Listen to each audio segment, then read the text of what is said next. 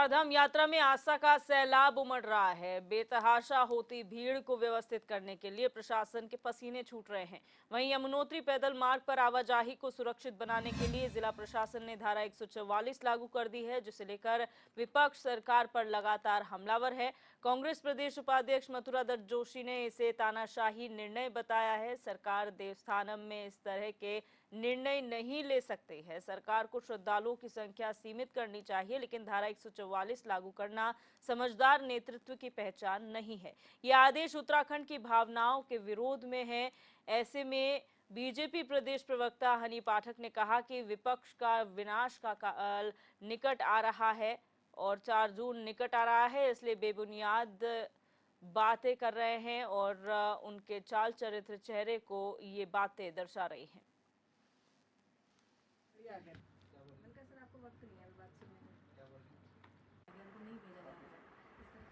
देखिए, ये सरकार का बहुत ही तानाशाही निर्णय है। सरकार की हठधर्मिता है। देव स्थानों में इस तरीके के निर्णय आप नहीं कर सकते हैं। आप कंट्रोल करिए, आप सीमित संख्या में दर्शन जितने हो सकते हैं उतने लोगों को बुलाइए, लेकिन आप धारा 140 लागू करना, आपने एक आदेश जारी करना, ये मैं समझता हूँ ये एक समझदार नेतृत्व की पहचान नहीं है। ये एक असफलतम नेतृत्व की पहचान है। जिसने भी ये आदेश किए हैं वो उत्तराखंड के विरोधी आदेश हैं, उत्तराखंड की भावनाओं के विरोध में आदेश हैं और उत्तराखंड की स्थिति को कमज़ोर करने का काम किया और उत्तराखंड की छवि को धूमिल करने वाले आदेश हैं। ऐसा है, विनाश काल है विपरीत बुद्धि। तो वो उनका जो विनाश का काल निकट आ रहा है, 4 जून निकट आ रही है और विपक्ष गुम निकट आ रहा है, तो इस तरीके की बेबुनियादी बातें करना जो इनका चाल चरित्र चेहरा है उसमें नज़र आ रहा है और ये इस तरीके की बेबुनियादी बातें करते रहेंगे। धारा 144 जो भारी संख्या में तीर्थयात्री जो लगातार चले आ रहे हैं, पिछले साल के मुकाबले जो आंकड़ा पार हो रहा है उसके तहत ही धारा 144 लागू करी गई है, जिससे तीर्थयात्रियों को किसी भी प्रकार का मुश्किल का सामना न करना पड़े। इसी कारण लोगों को जगह जगह ये तीर्थयात्रियों को रोका जा रहा है, जिससे वहाँ पर काफ़ी ज़्यादा यात्रियों की संख्या बढ़ ना जाए। आने जाने का सिस्टम तय किया गया है और वहाँ पर भीड़ को नियंत्रित करने के लिए जो सुविधा हो जा रही है, जो चीज़ें कर पाई जा रही है वो करी जा रही है सरकार की तरफ से, जिससे कि तीर्थयात्रियों को हमारे उत्तराखंड देवभूमि में किसी भी प्रकार की और हमारे संवाददाता हिमांशु गौड़ हमारे साथ लाइव जुड़ चुके हैं। हिमांशु, जिस तरीके से लगातार बड़ी संख्या में चारधाम यात्रा में श्रद्धालु पहुंच रहे हैं, अब यहां पर कहा जा रहा है धारा 144 लागू कर दी गई है। क्या वजह आन पड़ी कि धारा 144 जो है तीर्थ यात्रा के दौरान लगानी पड़ रही है? जी बिल्कुल देविया, देखिए चारधाम यात्रा अब अपने चरम पे है। लगातार यात्रा अपने पुराने वर्षों के रिकॉर्ड तोड़ रहे हैं। श्रद्धालु बेहताशा अब उत्तराखंड के ओर रुख कर रहे हैं। गर्म प्रदेशों से लगातार श्रद्धालु यहाँ पर रुख कर रहे हैं और ऐसे में जो है बड़ी संख्या में जनसंख्या यहाँ पर हो गई है। धामों की जो कैपेसिटी है उससे कई अधिक यात्री उत्तराखंड पहुँच गए हैं और जो रजिस्ट्रेशन की तय डेट थी उससे अधिक श्रद्धालु अब उत्तराखंड पहुँच गए हैं। यात्री अपने रजिस्ट्रेशन का इंतजार नहीं कर रहे हैं, बल्कि रजिस्ट्रेशन की जो डेट उनको दी गई है उससे पहले ही उत्तराखंड पहुंच रहे हैं और ऐसे में एक भीड़ कंट्रोल करना प्रशासन के लिए एक बड़ी चुनौती बन गया है। लगातार यात्री लाखों की संख्या में उत्तराखंड पहुंच रहे हैं। हमने देखा है कि 8 लाख से ज़्यादा श्रद्धालु लेवल केदारनाथ, बद्रीनाथ और चारों धामों के दर्शन कर चुके हैं। लेकिन गंगोत्री यमुनोत्री में हालांकि पिछले वर्षों के मुताबिक इस वर्ष बहुत अधिक श्रद्धालु अब गंगोत्री यमुनोत्री की तरफ रुक कर और इन धामों में जो है विगत वर्षों की भांति जो कैपेसिटी थी उससे लगातार भीड़ बढ़ रही है। तो ऐसे में प्रशासन के लिए एक चुनौती बन गया है इन मार्गों पर भीड़ इकट्ठा करना। इसके लिए भीड़ को मद्देनजर रखते हुए और किसी प्रकार की जो है यातायात व्यवस्था हो, चाहे सुरक्षा व्यवस्था पे हो, किसी प्रकार की आंच ना आए या किसी प्रकार की दुर्घटना ना हो, इसको लेकर सरकार ने अब धारा 144 लागू करने का फैसला लिया है। हालांकि ये फैसला अब कहीं ना कहीं एक राजनीति का केंद्र बिंदु उत्तराखंड में बन गया है, क्योंकि धारा 144 आप चारधाम यात्रा के दौरान लागू कर रहे हैं और ऐसे में प्रदेश की छवि धूमिल होने का विपक्ष आरोप लगा रहा है। सरकार का कहना है, हालांकि सरकार का कहना है कि विपक्ष बौखलाया हुआ है, लेकिन विपक्ष के कहीं ना कहीं सवाल ये ठीक है, कहाँ पुलिस प्रशासन आपका था कि 6 महीने पूर्व आप यात्रा की व्यवस्थाओं को सुदृढ़ नहीं कर पाए। सरकार इस बात को 6 महीने पूर्व से ही दोहरा रही थी कि चारधाम यात्रा के लिए व्यवस्था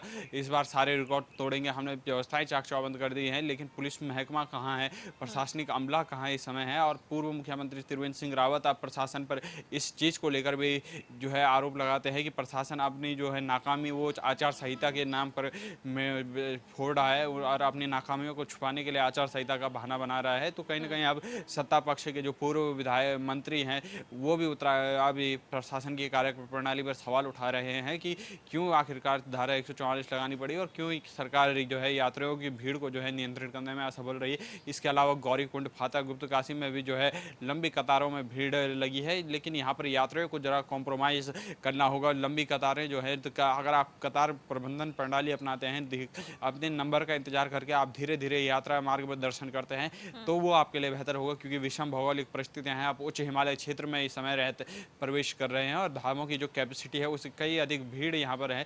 तो ऐसे में श्रद्धालुओं से ये अनुरोध है कि वो अपनी बारी का इंतजार करें और भीड़ में जो लाइन का जो है अनुसरण करते हुए धीरे धीरे ही आगे बढ़े।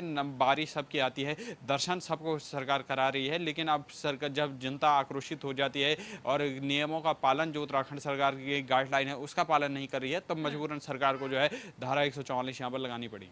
लेकिन जिस तरीके से विपक्ष सवाल उठा रहा है कि आपको जो है वो लिमिट कर देना चाहिए, जो चारधाम यात्रा में तीर्थयात्री आ रहे हैं, पहले भी हमने देखा था यात्रा से पहले जो कैप था वो लगाया गया था, लेकिन उसका विरोध हमेशा होता आया है, जिसके बाद वो चीज़ हटा दी जाती है। तो क्या ज़रूरत नहीं है कि आप निर्धारित कर दें कि इतनी संख्या में श्रद्धालु ही आ सकते हैं, ताकि जिन्होंने बुकिंग करा रखी है वो फिर परेशान ना हो, उन्हें रुकना ना पड़े?